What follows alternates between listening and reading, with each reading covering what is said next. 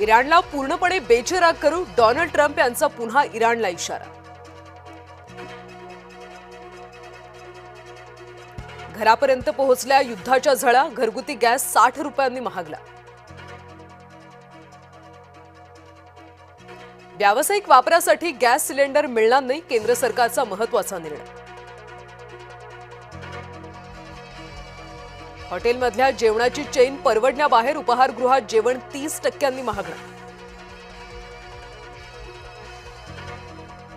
आंबा झाला कडू, आधीच उत्पादन कमी, त्यातच निर्यात खोळंबली, आंबा उत्पादक चिंतेत।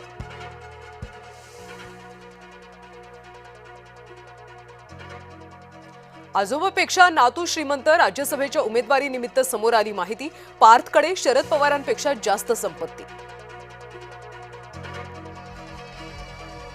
अजित पवारांच्या अपघाती मृत्यूबाबत राष्ट्रीय आंदोलन उभारण्याची तयारी, आमदार रोहित पवारांनी घेतली अरविंद केजरीवालांची भेट। संरक्षण क्षेत्रात आधुनिक बदल आवश्यक, केंद्रीय मंत्री नितीन गडकरी यांचं वक्तव्य। सीमारेषेवरची यंत्रणा अधिक सक्षम होणार, मुख्यमंत्री देवेंद्र फडणवीसांचं वक्तव्य।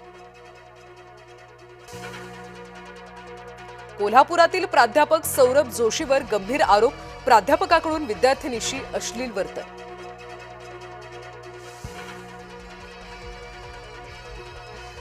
महिला वाहकाची प्रवाशाला मारहाण, क्षुल्लक कारणावरून वयस्कर प्रवाशाला मारहाण, उरण पेण एसटी मधली घटना। संभाजीनगरच्या घाटी रुग्णालयात अव्यवस्था, बाळंतणीवर जमिनीवर उपचार।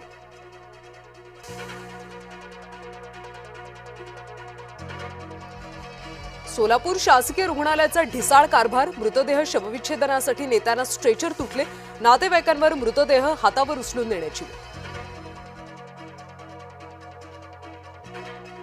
साईबाबा संस्थांच्या तिजोरीवर सरकारचा डोळा, शिर्डी नगरपालिकेचे उपनगराध्यक्ष अभय शेळकेंचा आरोप। मध्य आणि हार्बर मार्गावर आज मेगा ब्लॉक, रेल्वे रूळ ओव्हरहेड वायरच्या देखभाल दुरुस्तीसाठी ब्लॉक। मुंबई महापालिकेचा 550 कोटींचा कर थकीत, बीएमसीच्या मालमत्तांना ई लिलावासाठी नोटीस। येवल्यामध्ये 23,000 मेट्रिक टन द्राक्ष निर्यात घटली, जवळपास 700 कोटींचं परकीय चलनाचं नुकसान। आखातातल्या युद्धामुळे हळदीच्या दरात घसरण, आठवड्याभरामध्ये दर क्विंटलला 2300 रुपयांनी घसरला। मुंबईमध्ये बुधवारपर्यंत तापमान उष्णच, मुंबईकरांना आणखी काही दिवस उन्हाच्या झळा सोसाव्या लागणार, तर सोलापूरचा पारा सर्वाधिक 39 वर। नागपूरमध्ये जागतिक महिला दिनानिमित्त पिंक मॅरेथॉन, अमृता फडणवीसांच्या हस्ते मॅरेथॉनचं उद्घाटन, महिलांचा मोठ्या संख्येने सहभाग। आज भारत आणि न्यूझीलंडमध्ये T20 विश्वचषकाचा अंतिम सामना, आज अहमदाबादच्या नरेंद्र मोदी स्टेडियमवर सामना होणार, सलग दुसऱ्यांदा विश्वविजेते होण्यासाठी भारत सज्ज।